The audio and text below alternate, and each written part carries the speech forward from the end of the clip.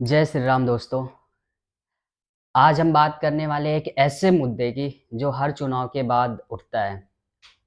Vote चोरी। यानी vote चोरी का किसी भी चुनाव का रिजल्ट आए तो हार जाता है। वो सबसे पहले कहता है कि भाई वोट चोरी हो गई, लेकिन सच्चाई क्या है? क्या आज के ज़माने में सच में वोट चोरी करना इतना आसान है? और अगर हम खासकर कर्नाटक की बात करें, जहाँ कांग्रेस की सरकार है, वहाँ लोग कैसे कह सकते हैं कि बीजेपी ने वोट चुरा लिया? तो दोस्तों, इस पूरे वीडियो में हम तथ्यों के साथ, सबूतों के साथ और लॉजिक के साथ समझेंगे कि वोट चोरी की हकीकत क्या है, कौन सही है, कौन गलत है, और आखिर में मैं आपसे पूछूंगा, आपके हिसाब से सच क्या है? सबसे पहले समझना ज़रूरी है कि वोट चोरी कहते किसे हैं। जबरन वोट डालना, फर्जी वोटिंग, फेक आईडी से वोट, वोटर लिस्ट से नाम काटना या गड़बड़ करना, मशीनों से छेड़छाड़, इन सबको लोग आम भाषा में वोट चोरी बोल देते हैं। लेकिन अब सवाल उठता है, क्या ईवीएम से छेड़छाड़ हो सकती है?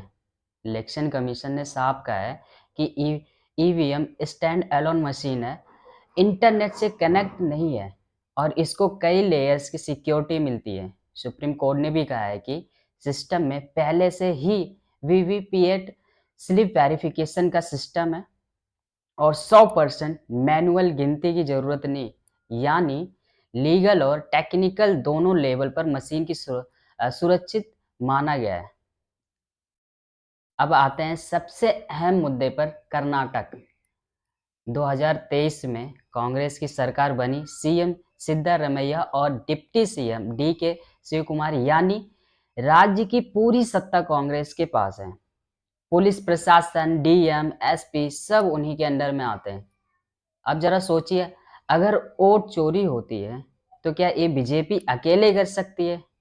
क्योंकि जो भी बूथ की सुरक्षा है, ईवीएम की सुरक्षा, स्ट्रांग रूम की सिक्योरिटी है, वो सब राज्य प्रशासन के अंडर होती है। और राज्य किसकी है, किसके पास है? कांग्रेस के पास है। तो फिर बीजेपी पर वोट चोरी का आरोप लगाना कितना लॉजिकल है?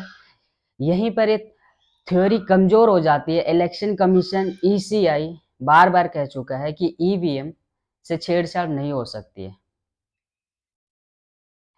वीवीपीएट स्लिप हर वोट की पुष्टि करती है और उम्मीदवारों के प्रतिनिधि गिनती के समय मौजूद रहते हैं। 2024 में सुप्रीम कोर्ट ने भी कहा है 100% वीवीपीएटी गिनती जरूर नहीं, क्योंकि पहले से ही रैंडम चेकिंग होती है। और अब नया नियम भी आया है कि सिंबल लोडिंग यूनिट को 45 दिन तक सुरक्षित रखा जाएगा। यानी अगर कोई गड़बड़ी का शक है तो चैलेंज किया जा सकता है। तो भाई, जब इलेक्शन कमीशन और सुप्रीम कोर्ट दोनों कह रहे हैं कि सिस्टम सुरक्षित है, तो बिना सबूत बीजेपी को दोष देना सिर्फ पॉलिटिक्स है। 2024 में लोकसभा चुनाव में कर्नाटक में कुल 28 सीटें हैं।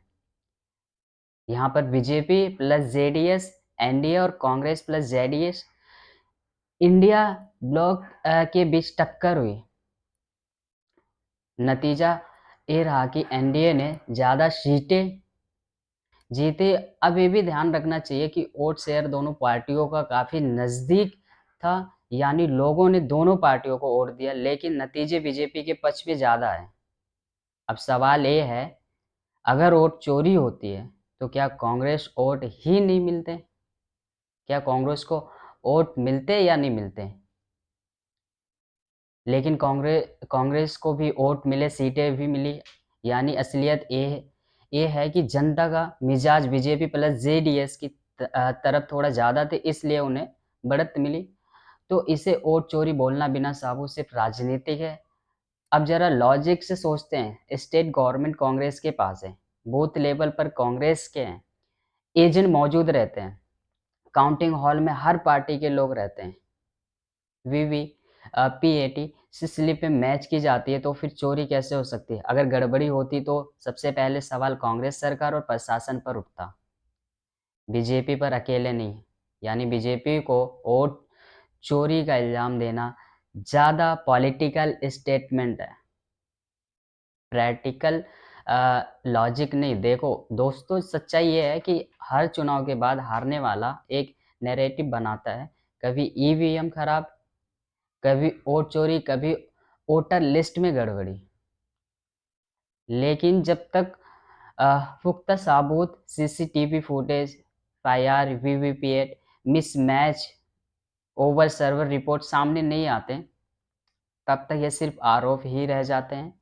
बीजेपी को वोट चोरी बोलना आसान है, क्योंकि आज की पॉलिटिक्स में ऐसा बयान वायरल हो जाता है, लेकिन ग्राउंड रियलिटी में ये आरोप टिकते नहीं हैं। जैसा कि सुप्रीम कोर्ट और इलेक्शन कमीशन दोनों कह चुके हैं, सिस्टम सुरक्षित है, पारदर्शी है। तो दोस्तों, नतीजा साफ है। कर्नाटक में कांग्रेस की सरकार होते हुए भी अगर बीजेपी ने अच्छा प्रदर्शन किया है तो उसे वोट चोरी कहना तर्कसंगत नहीं है।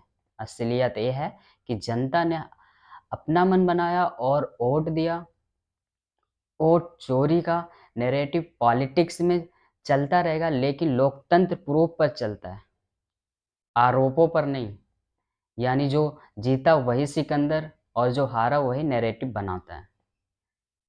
अब फैसला आपके हाथ में। आपको क्या लगता है, ये वोट चोरी थी या फिर जनता का मैंडेट? अगर आपको ये वीडियो फैक्ट्स के साथ समझ आया हो तो चैनल को सब्सक्राइब